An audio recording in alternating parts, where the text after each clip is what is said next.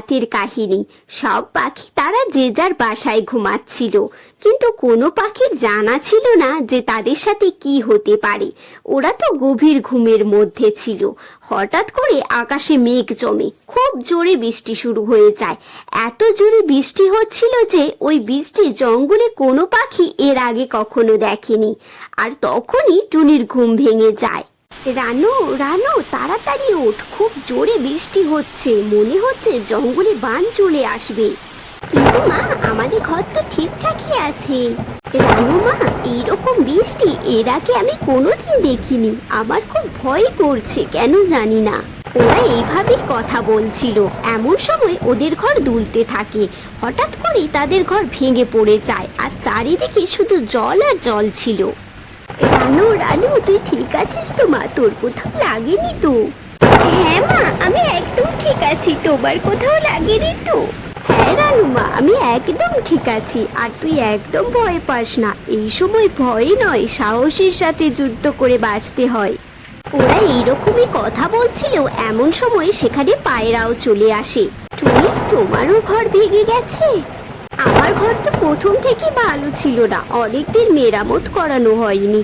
তোমার ঘর ঠিক আছে তো? জঙ্গলে কোনো পাখির ঘর নেই, সব পাখির ঘর ভেঙে গেছে এই বৃষ্টির কারণে। এইরকম বৃষ্টি এর আগে আমি কখনো দেখিনি। চলো আমরা সবাই কাকের বাড়ি যাই, হতে পারে ওর ঘর ঠিক আছে।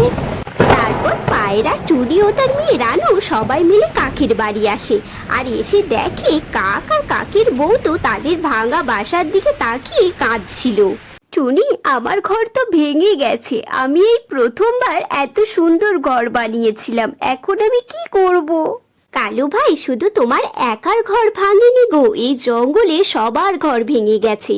তুমি চিন্তা করো না, আমরা সবাই একসাথে আছি। আমরা সবাই মিলে এই খারাপ সময়ের সাথে লড়বো।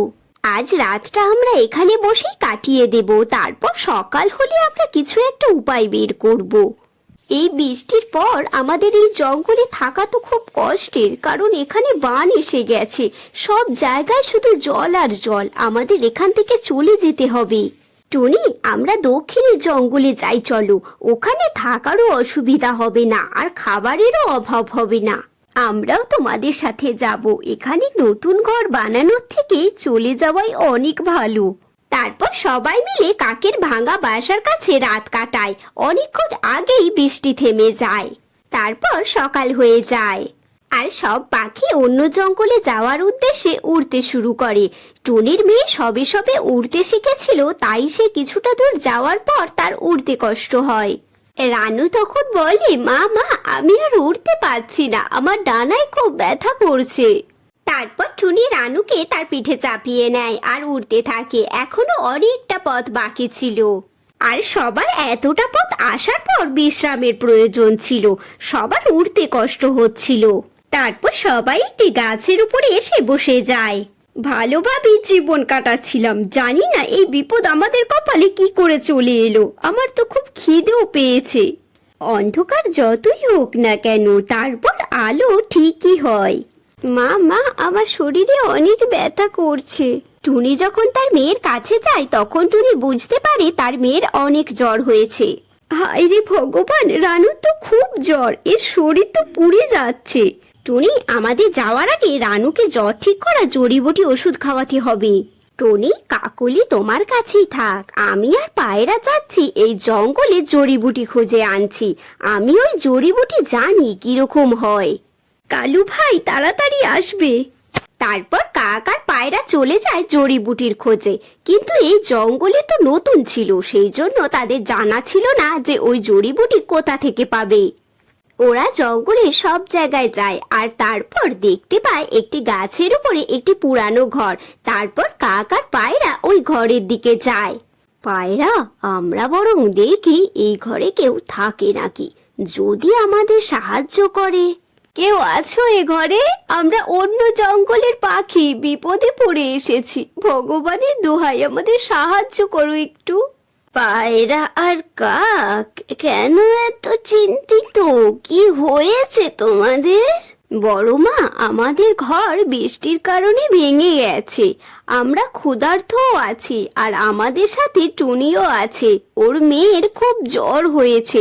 কিছু বুঝতে পারছি না আমরা কি করব এখন। ইদি, এবার তো সন্ধে হয়ে আসছে। তোমরা আমার ঘরে রাতটুকু থাকতে পারো। আমি সবাইকে খাবার দেব। কাক, তুমি যাও, টুনি আর বাকি পাখিদেরকে নিয়ে এসো।